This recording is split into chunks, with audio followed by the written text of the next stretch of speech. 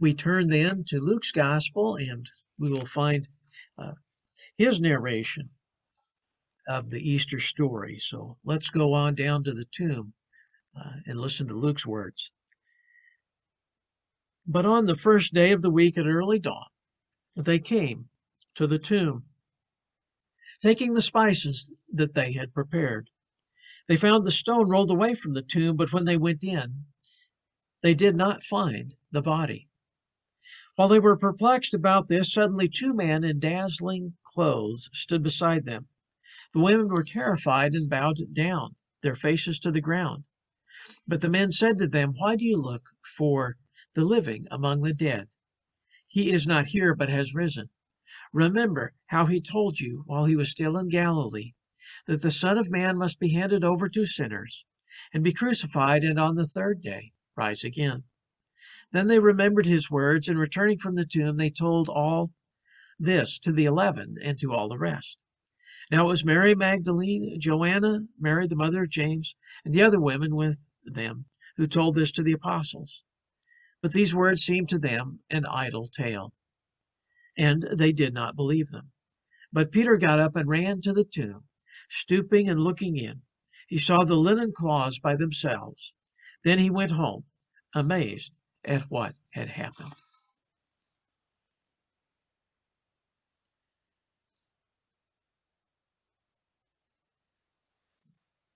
So yes, they found the stone rolled away. Last week, we were talking about shouting stones. This week, we are talking about rolling stones. We mean the rolling stone in front of the tomb. On Palm Sunday, we talked about the stones shouting for joy during the Palm Parade. Now we are talking about the results of the stone rolling away on Easter Sunday. According to Luke's version of the Easter story, the results are perplexing and dazzling. The women at the tomb are clearly perplexed. They came to the tomb worrying about how the stone will get rolled away. Upon arrival, they see that problem is solved. Somebody has rolled the stone away. Now they are perplexed. How did this happen? When they look in the tomb, they are further perplexed to see it empty. Then two angels show up. They are dazzling. It says they were dressed in dazzling white. Now the women have to deal with dazzled on top of perplexed. So let us deal with this perplexing and dazzling morning that they are having. Looking up the Greek word for perplexed, we find a tongue twister. Diaporisthai. This means to be bewildered or perplexed. Either word is a good word for what the women are facing. Bewildered and perplexed are fancy words for I have no idea what is going on here. Jesus' body is supposed to be in the tomb, and it is not. Then we are seeing angels. What is this all about? We need to look at our next word, dazzled. Dazzled is astrapatues, quite the tongue twister. Astrapatues in the Greek language, it means to be a gleam flinger, as in gleaming bright sunshine. It means to fling or to flash. And see, the astra part of that word, when it's translated as gleamer, that's what they called their stars, if you think about it. Astronomy, asteroids, astronomical objects. That first part of the word is about the stars, which in the Greek language were also called gleamers. And then the other part of the word, the patues or patuses, depending on your form, that means to fling or to flash. So fling light or flashlight. So the robes of these angels, they are shining as bright as the stars. They are heavenly visitors, and they have brought the glow of heaven with them. So let us take a little more time to unpack this word perplexed. Where does the word perplexed fall in the grief process? We are talking about these women were in a cemetery. They were there to anoint Jesus' body with the perfume. They are doing grief work by showing proper respect to Jesus' body. I am sure they had a few tears in their eyes when they arrived at the tomb. They are in a state of grief, and they are most likely in a state of shock. This is the third day since Jesus died. The emotions are still very fresh and very raw.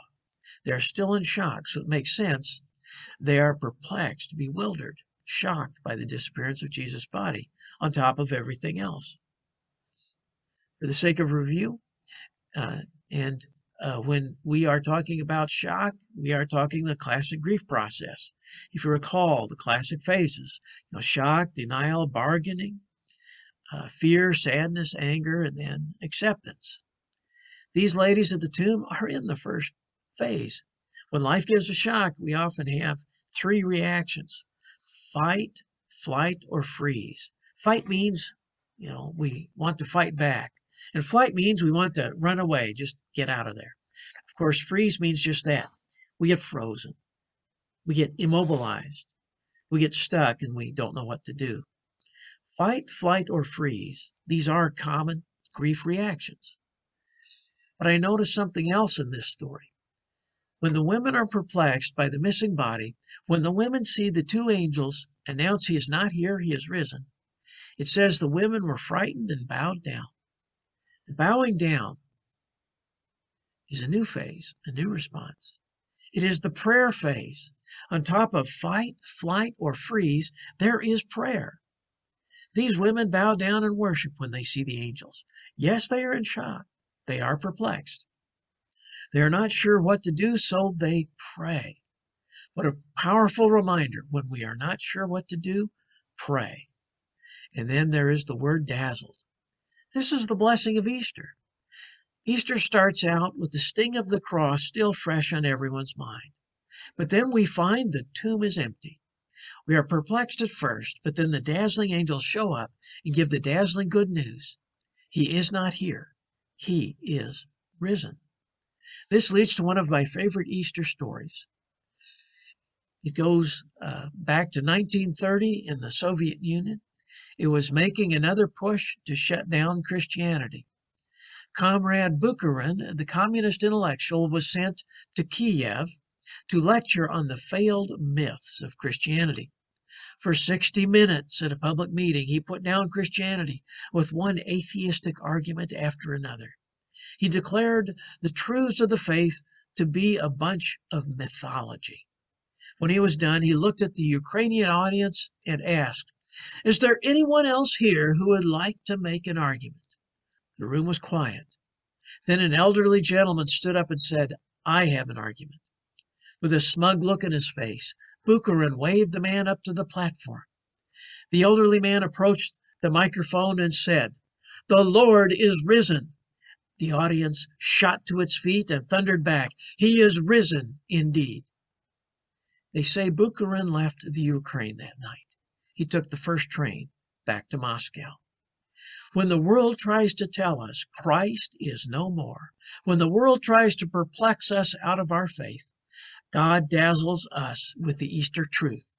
He is risen. He is risen indeed. Amen.